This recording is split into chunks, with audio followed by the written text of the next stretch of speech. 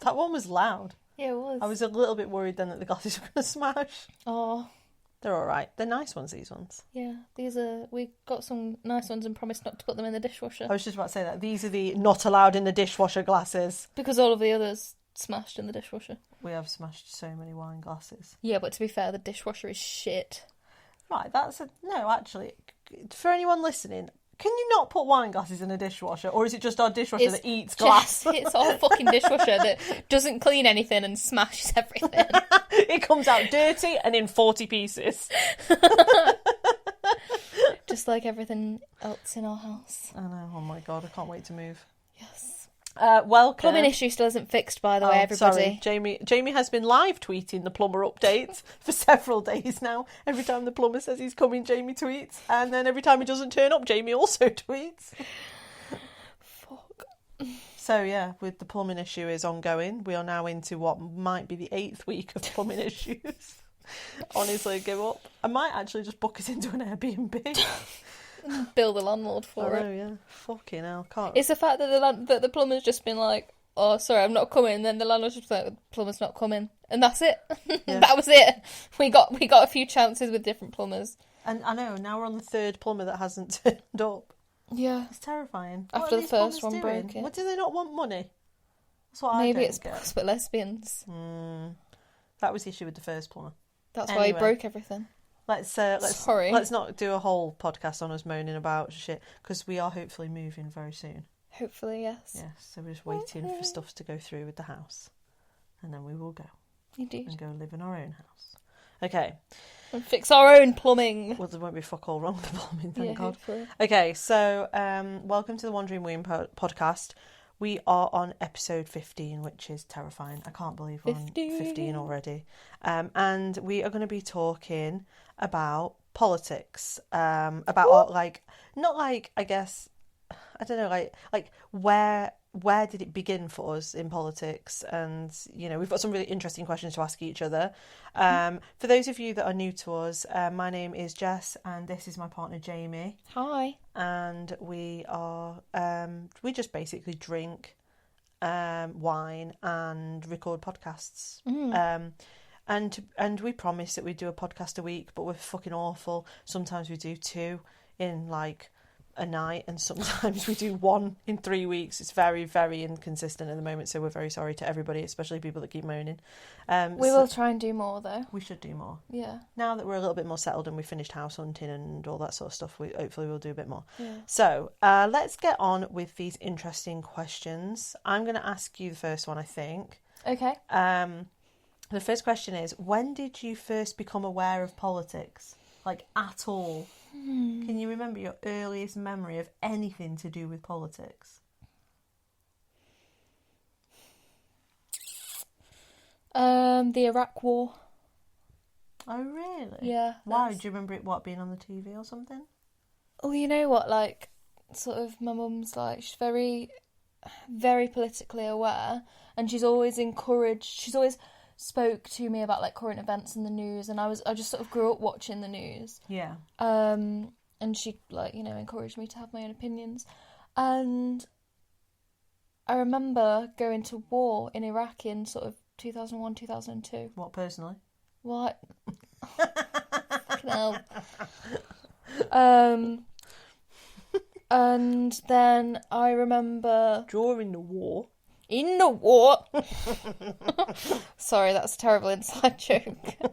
We created a whole backstory for this dude in spoons. Anyway. He was definitely in the war. In the war. Anyway, he was wearing his medals to spoons, okay? Alright. Yeah, and then I remember I really started to have my own opinions when there was all the controversy around whether Tony Blair lied about weapons of mass destruction and the Iraq War and stuff. So that was sort of, 2006? You were, like, super young. About 7 or 8. Yeah. Yeah. Wow. Well, yeah. It's actually weird listening to, hearing myself be able to recount so well events that happened when I was like 8.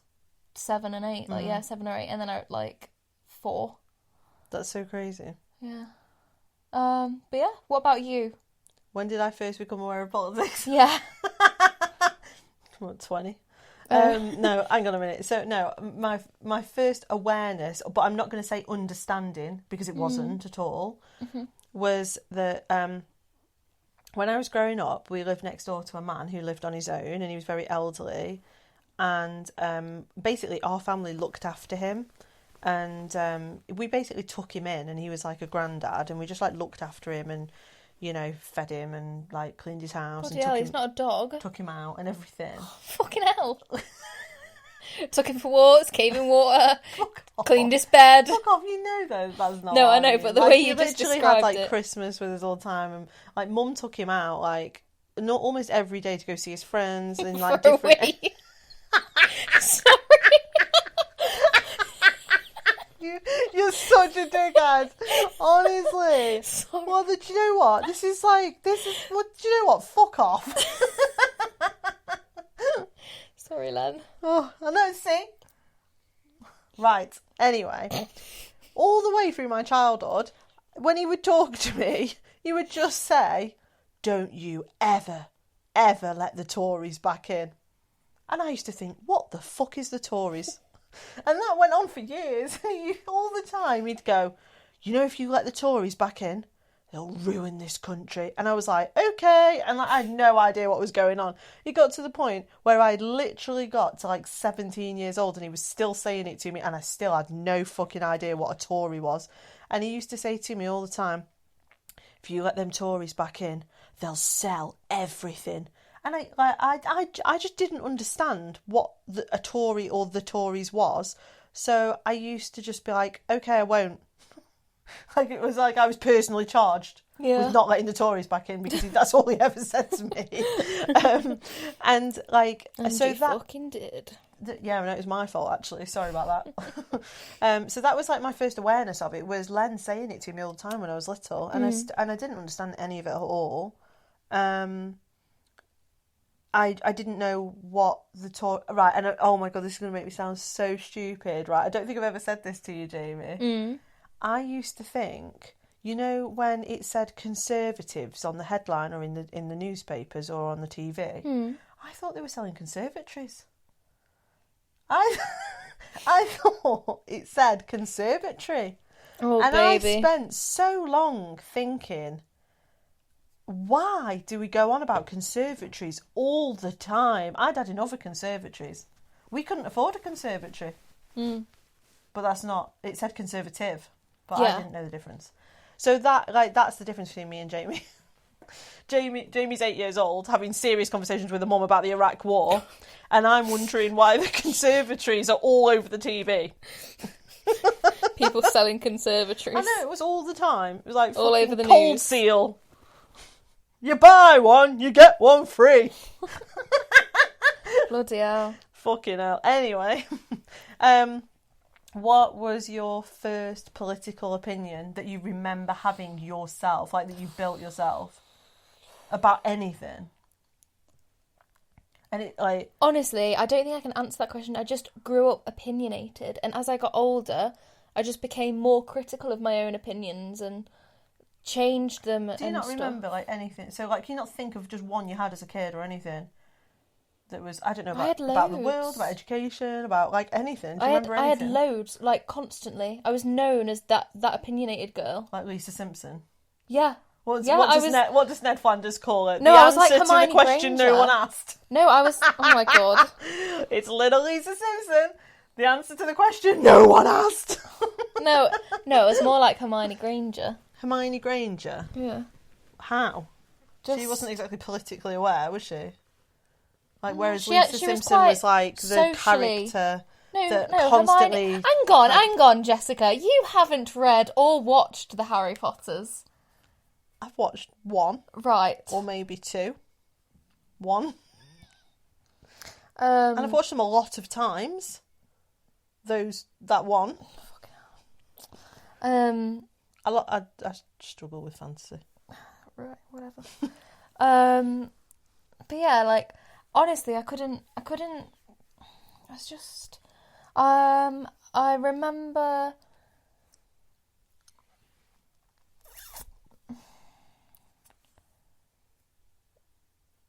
the sort of, I don't know, I was a lot older. I was thinking about Syria. Syria was a big one for me. Yeah, like what was that, 07? No, 08? No, God, no, wait. Like when things started to get a lot worse. 2011?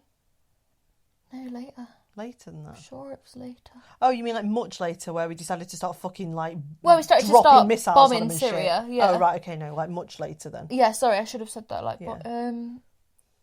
but then leading up to that as well, because I remember thinking it was quite like the Hunger Games.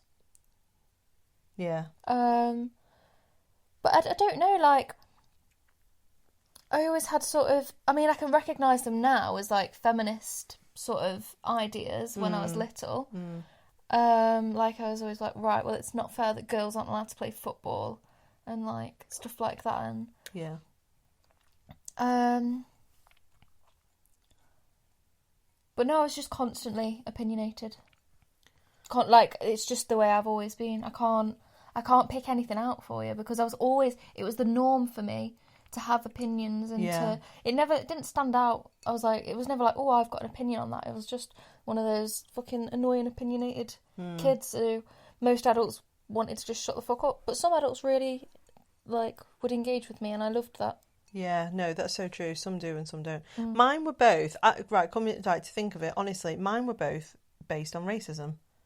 Which is weird because I grew up in a completely white area that was super racist and there was no reason for me to not also be a racist. But my first one, I was 9 and I had an argument. So I was with I've told you about this.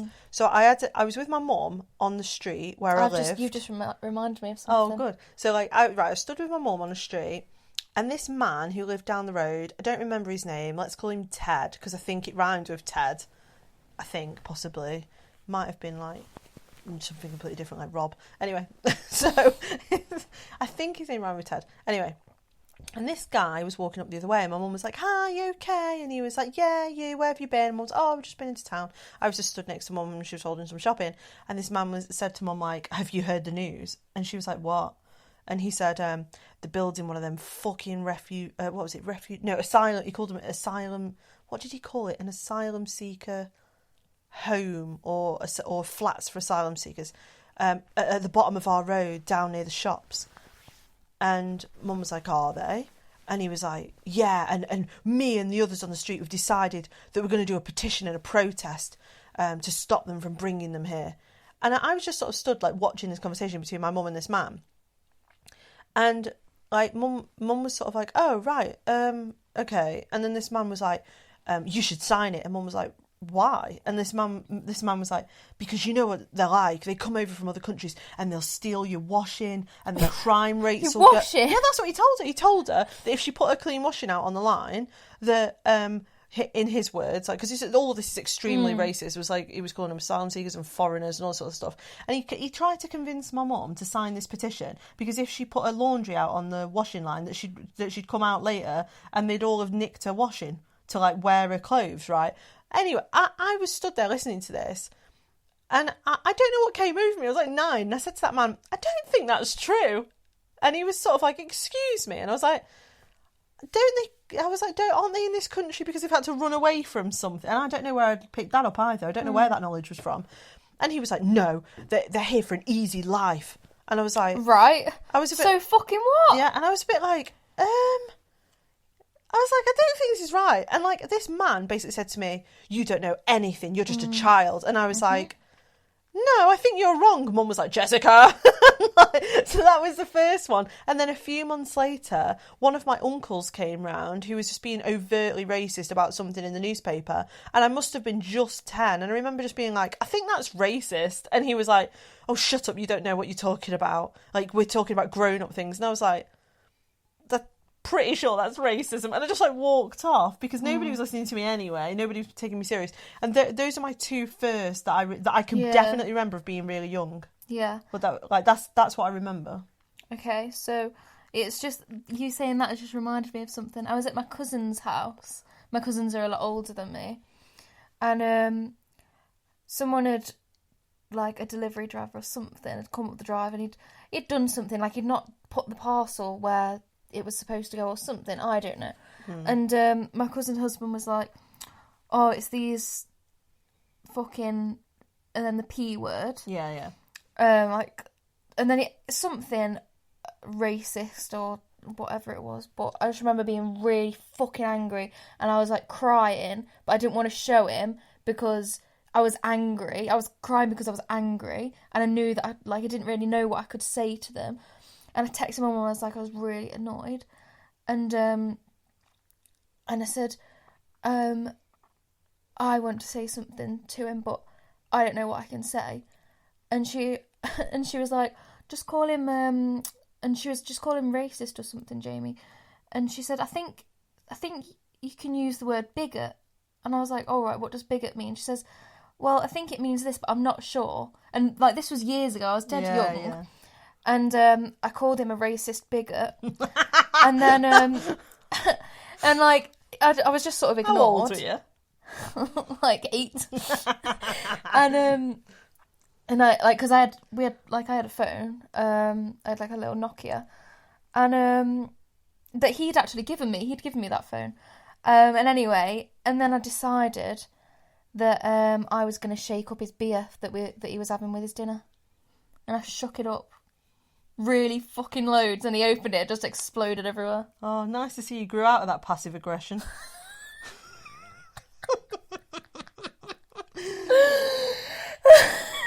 Old habits die hard. I didn't know what else to do. I called him a racist bigot, and I shook his beer up. Oh. No, it's just, I think it's just interesting listening to those stories that, like, when you're little, you do have a moral compass, right? And you have no power. Yeah, but you have no power. So you say something that is correct. So, all, like, in your scenario and in my scenario, we were calling out injustice and racism, and then grown-ups were like, shut the fuck up, what do you know? Like, it was, like, and that's it, that's the end of it. I literally just got blanked. Like, Yeah. It just made me feel really small. Like, both of the men, like, in my scenarios, literally looked me in the eye and was like, you're a child, you don't know anything, go away. Or like, well, until you have kids and they come over and ruin your kid's future, you won't get it. Until they steal the washing off your line, you won't know. Oh, fucking hell. I'm not going to steal your fucking washing, Ted. I'll tell you that. Anyway, so now Ted isn't washing his clothes. Ted's dead, I think. He was quite old. He was quite old at the time. But yeah, it was. I remember that. I also had, as I grew up, this sense that there was nothing for us in our area, and that no money was being put in our area. I didn't understand that. I wouldn't have understood anything about, like, public spending or about, areas of deprivation. There's no way that I would have had any knowledge. But I remember thinking, why have we got nothing to do? Why have we got nothing? Why are there no jobs here? Why is there no money? Why is there nothing for kids? Why are all our parks broken? Why is everything being shut down? Why is everything shit here? Yeah. But you don't, like... And I remember moaning about, all the kids that I knew moaned about it, but obviously you wouldn't have known at the time that they were issues of politics because you're not taught that. Mm-hmm. So that I was... Because so you mention politics and people go, oh, I'm not talking about politics, and then they'll talk about the park being broken and like, the leisure centre closing. Yeah. That's interesting because I was just saying, like, no one teaches you about it. So you're saying, like, your mum taught you about politics? Was there was there anyone else? Like, did you get any... Well, she didn't really teach me about it. Like, where do you think you got your knowledge or information from? The news.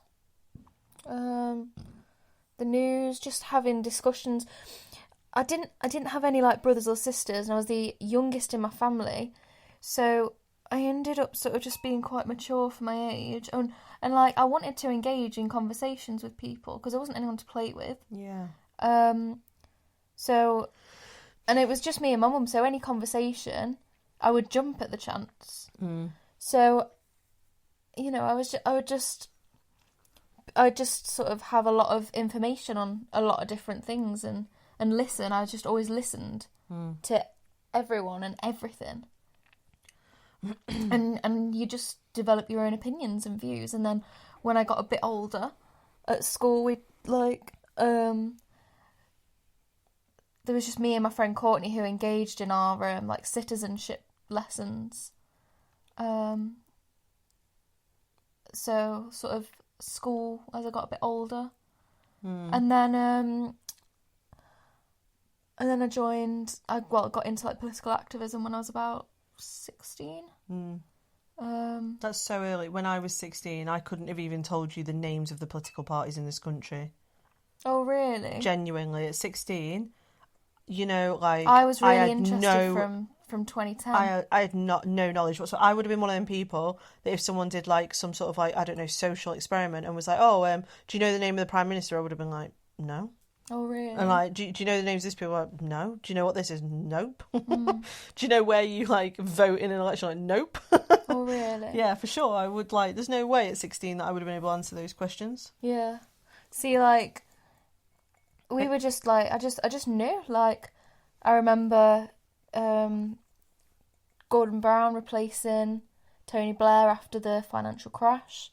I remember 2010 election, and I remember... And I was only in year 7 during the 2010 election. And I remember the coalition. I remember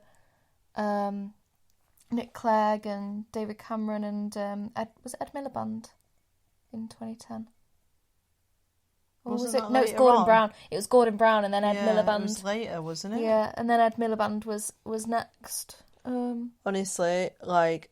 I'm just watching the parties I'm trying to change. And student riots. I remember student riots happening.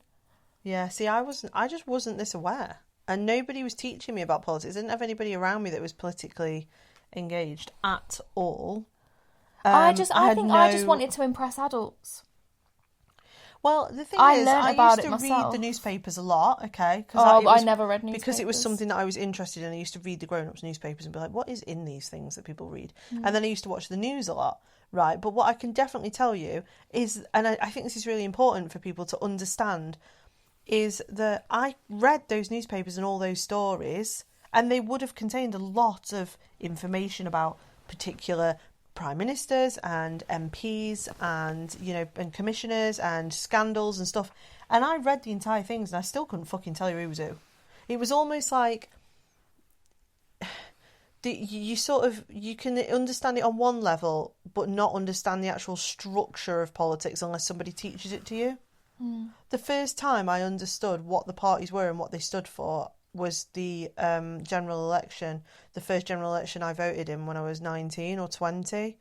And even then, I was fucking baffled, mate. So baffled. I had to work... 2010? Yeah, I had to work really... When Lib Dems got in. I had to work really hard. Yeah. She's raising her eyebrows at me because I voted Lib Dem. Because I didn't understand what was going on. And I watched one debate and thought, they seem quite nice. And I didn't have any other knowledge. Like, I was gutted years later when I found out what the policies of Lib Dem were. I was like, oh, fuck. Nick Clegg came across well, though, because he's very charismatic. But that's what I remember thinking. I remember thinking, he seems quite nice. And the thing is, right, people don't realise that there are millions of voters that literally vote just based on that. Everyone assumes that they're politically aware, right? But they're not.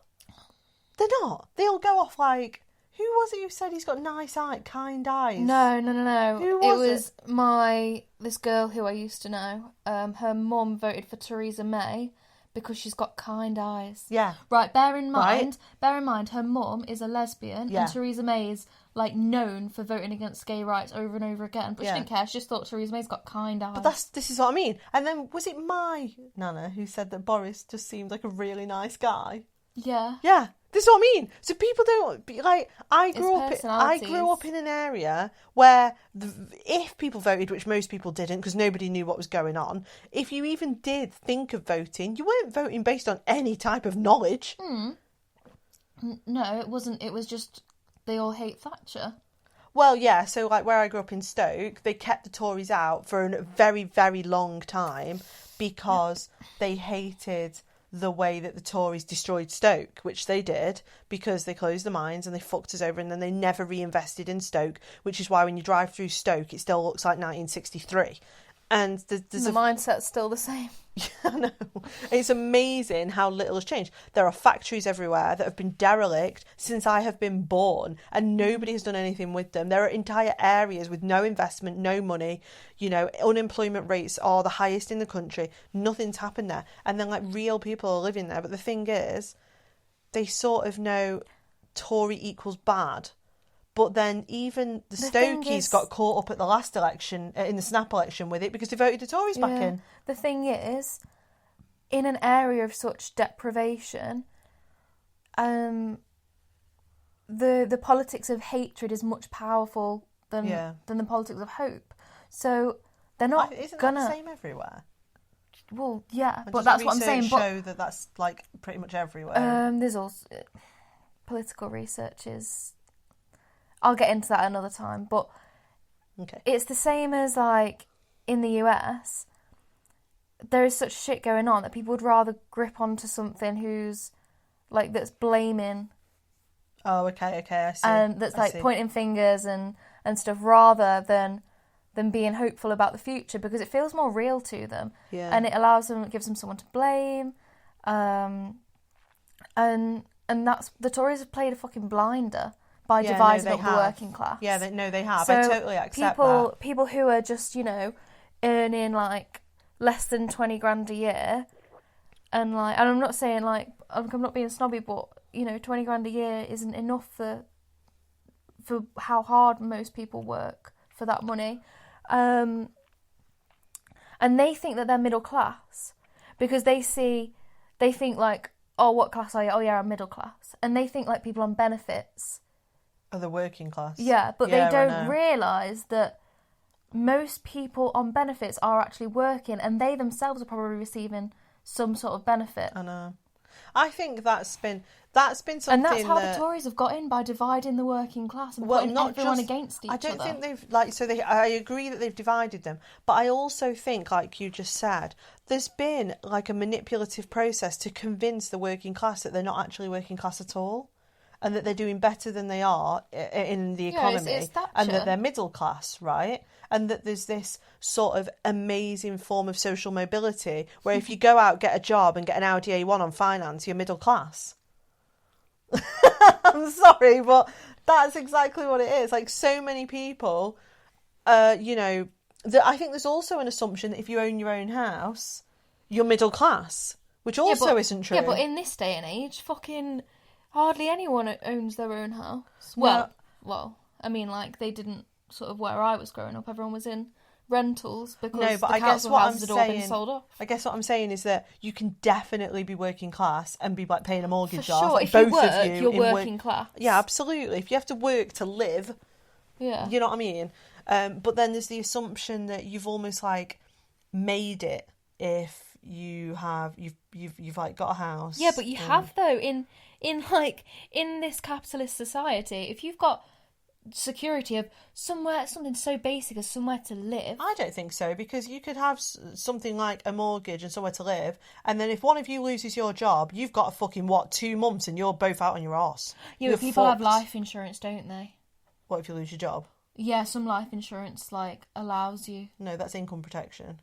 Yeah, no, you can get it on some life insurance. Yeah, but only if you're ill. I mean more like, say for example, one of you loses your job because, I don't know, you fucking got like done for something, or you're late, or you're ill, or you're looking after your kids, or you can't make the hours. Do you know what I mean? Yeah. Like so the statistics suggest, you're only 3 pay slips away from homelessness if you're working class, on average, because we don't tend to accumulate things like savings. And so, like, when people are ticking along and they've got their house and they're living a sort of a stable life, but it only takes one of you to, you know, not have an income, or your income to significantly drop, and you're fucked, because everything's very carefully balanced. If you've got a mortgage and you've been paying into your mortgage for like 5-10 years, you've got assets. Yeah. Whereas if you're renting, well, it's enough to be able to... If you're renting, it is even worse, don't get me wrong. If you're renting, you're fucked. And that's the thing, like, so many people are renting nowadays. And they can't get out. I know, and then me and you've talked loads about the rent trap. Yeah. That is, tell you what, that shit's real. Yeah, of course. Anyway, let's get back to this. Let We're going to end up doing like an entire Yeah. thing on housing. Yeah, honestly, I could talk forever about politics. It helps though, otherwise what's the degree for? Okay. Did you read or watch anything about politics? I used to watch... Oh, fucking... Have I Got News for You? That wasn't strictly about politics, but it was about the news, the current affairs. Yeah, and they would sort of just take the piss. Yeah. And be quite critical. Yeah. And quite a lot of my knowledge came from Have I Got News for You? And that was it. But honestly, I honestly fucking mean this. This is not a joke. I used to see all the MPs and the politicians and the fucking Prime Minister and all the other people, like of other countries on the TV. And I honestly used to just sometimes think that they were all the same person in an array of suits. Like, I really struggled to know who was who. Sometimes, like, one politician would be arguing with another politician, and I think they sound exactly the same. Well, yeah, because I used to get dead confused. I'd be like, what side are they on? Like, because I couldn't work it out from the things they were saying. And sometimes I got so confused because people would like name these particular, like, now that I know they're MPs or they were like a lord or something like that, I used to think that they were just posh men. That's because they are. Well, yeah, I know, but what I meant was I didn't know they held any authority in the country. I thought they were just posh men on the TV talking about stuff. Oh, yeah. And then I still feel like this to this day, though, about fucking PMQs. Honestly, I've said this so many times, it's like a shit white middle class rap battle where no one can rap. It is so bad. One person stands up. We're a laughing stock to other countries, you know. See, when you told me that, I was like, good, because I think we should be. Every time I've tried to watch something like PMQs, one of them stands up and says something like a shit jibe, and then everyone goes, hoo, hoo, hoo, and like, yeah, but it's Tory shit jibe as well. Some paper around, which I don't get. Yeah. Flapping paper. I'm like, what is this? And then like the other person stands up and is like, well, if you read this, then you would know this, and do you want to know something and then, really cool and then they go, woo, and then they flap things at each other, and I'm like, what is this? I just turn it off. Do you want to know, right? You know how on each side of the House of Commons you've got like a line, and it's called like towing the party line, because there's like a literal line. Where's the line? On the floor. Oh, is that? Oh. Yeah. I thought it was just where the carpet had been joined. No, do you know why there's a line there? No. Because back in the day, they used to all carry swords, and it was so that even if they reached far across with their sword, they couldn't get the other side. No. Yeah. So you have to like toe the party line and all that. It's like two different things in one. Is like so that you don't cross over to the other side, and like you have to. Oh my god. Yeah. That's amazing. Yeah. That would be much better than what it is now. Yeah, now they just flat paper go, rain, melons, rain. Yeah, no, that's what I struggle with. Like, I struggle with the fact that I think it is childish. And I also think that if you're in any other line of work where people were trying to have a very serious meeting about some very serious new policies that had to be agreed, and you started just yelling shit at them, like down, like being like, oh, you're a fucking wanker. Do you know what I mean? Like, everyone, right, get out. They're not allowed to say that. No, I know, but that's what they're getting at. This sort of like, oh, you know, like criticising them or telling them that the policies are shit or whatever, or that they're full of shit or they're lying. Yeah. You know, and it's just like, what is this? This is like, it's so embarrassing. I can't stand it. So I used to watch that stuff on the TV, but I didn't really understand what was going on. Mm-hmm. When you got to your first general election that you voted in, did you understand it and did you feel informed? Yeah, of course I did. Look at that face. I was a member of the Labour Party and I've been campaigning for like 6 months. Oh my God. I wish I knew what was going on at the general election because I didn't. When I actually first turned up to vote, they were like, are you voting? And I was like, yeah. And they're like, are you old enough? That's because you got a baby face, though. It's like, I'm 18. I reckon you'd still get fucking ID'd now. I do get ID'd now. Well, there you go then. And they thought I was 14. Wow. So, but yeah, of course I did. Yeah. What about you? I tried to make a real effort to watch the debates, and the debates in 2010 were quite good though. But that's how I ended up voting for Nick Clegg because I just thought he was nice. Not because I understood anything that was going on. The thing is, though, it was mainly Blair versus Cameron. Nick Clegg had like a nice little... Do you mean Brown? Sorry. Brown versus Cameron in those 2010 debates. So that meant that Sorry, Clegg was 2010 when we got the coalition? Yeah. Yeah, okay. That was the one you voted in.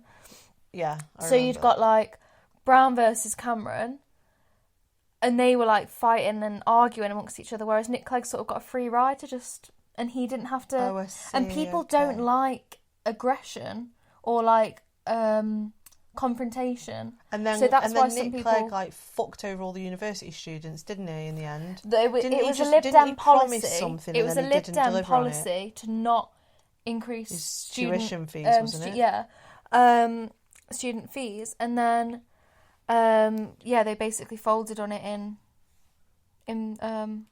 when they got into the coalition. See, I remember thinking, once they'd been voted in and they'd been in quite a while, I remember thinking, oh God, they just basically did anything to get into a coalition.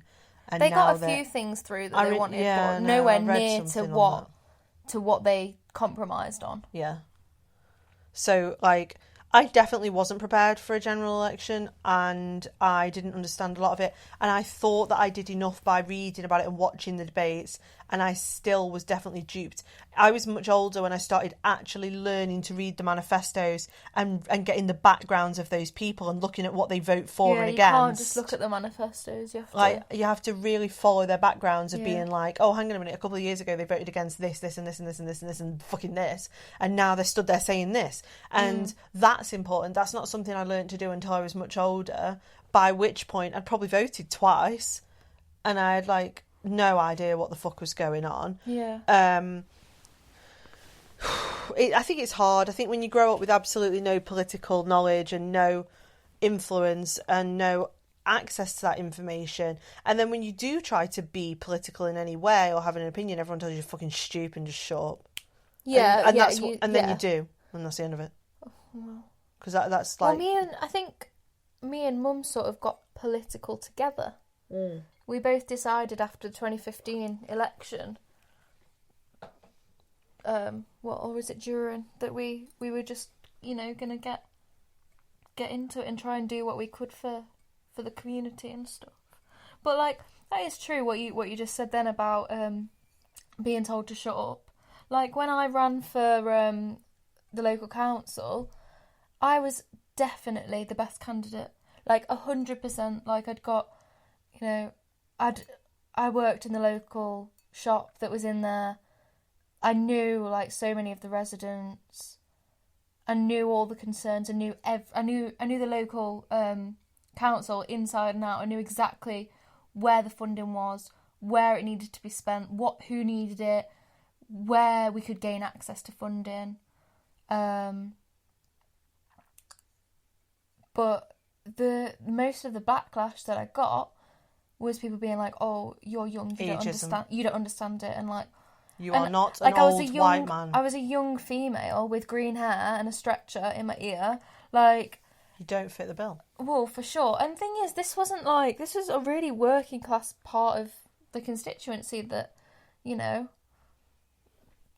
But there's still, like, even though they were working class and everything, you still don't fit the stereotype of what they think they want.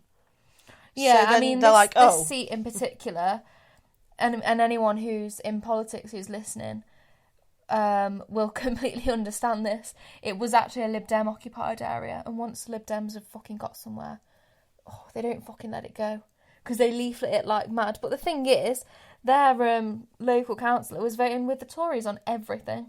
I came second and the Tories came last. I think there was only 4 of us standing. That would make sense though if they voted majority Lib Dem for like that seat Tories to come last. Do you know what I mean? No, that seat vote Tory in general election. Oh, lovely! Fucking hell. Yeah. Okay, I'm just trying to think what other questions we had. How has being a woman influenced your own politics and your political engagement? You've kind of touched on that just a second. Yeah.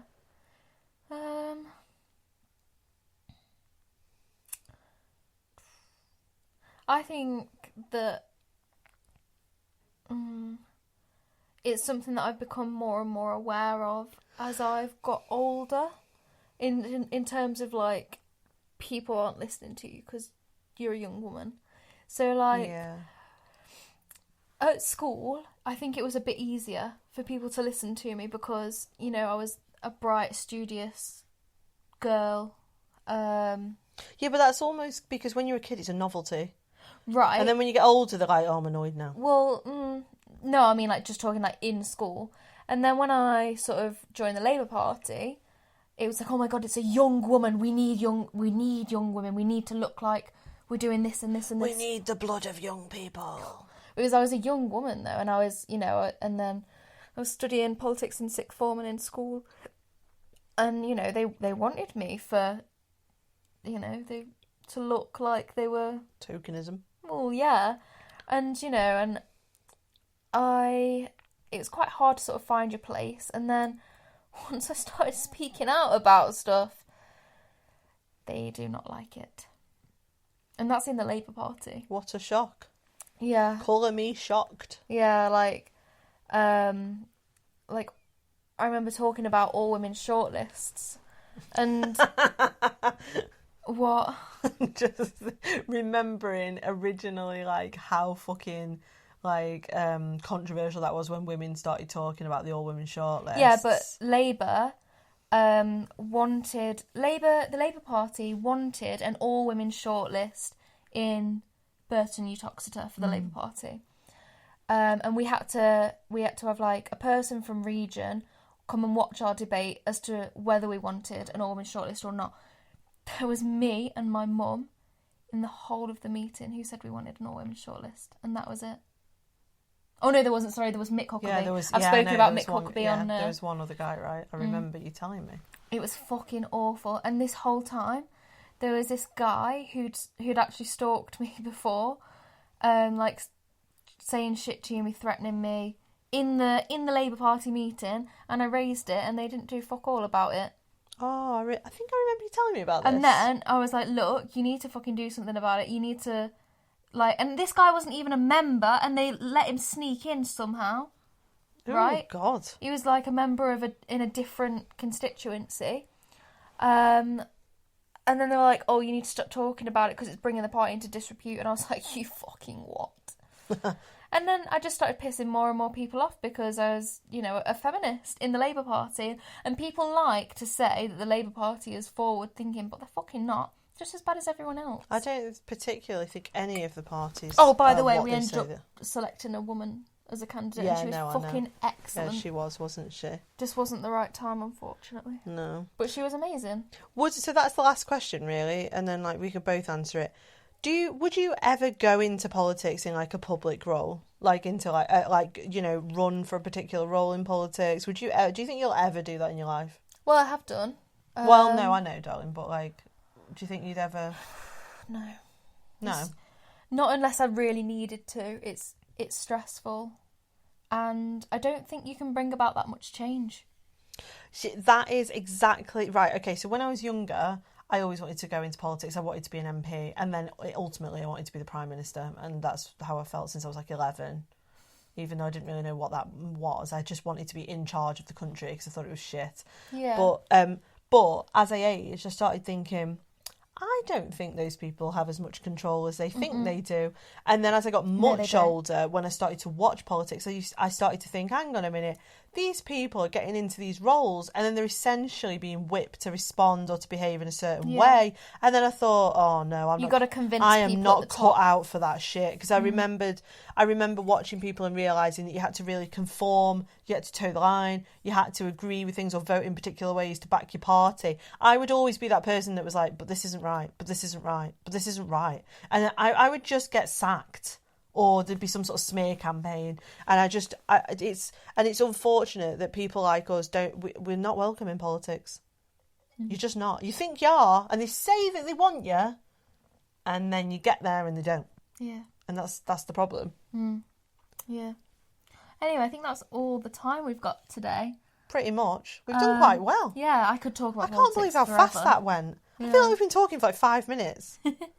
Anyway, we hope you enjoyed it. And we will see you next week, hopefully.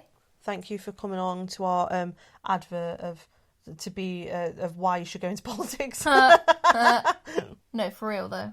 More women need to speak up. No. Right, ready?